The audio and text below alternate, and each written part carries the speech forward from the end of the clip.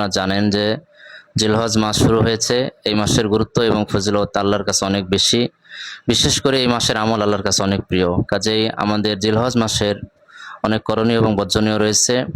আমরা জিলহজ মাসের প্রথম থেকেই বেশি বেশি আল্লাহর তাকবীর পড়ব। আল্লাহু আকবার, আল্লাহু আকবার, লা ইলাহা ইল্লাল্লাহু, আল্লাহু আকবার, আল্লাহু আকবার, ওয়ালিল্লাহিল হামদ। এর পাশাপাশি তাসবিহ, তাহলিল, জিকির আজগার, সুবহানাল্লাহ, আলহামদুলিল্লাহ, আল্লাহু আকবার, লা ইলাহা ইল্লাল্লাহ এবং বেশি বেশি করে নেক আমল সম্পাদনের চেষ্টা বেশি করতে হবে।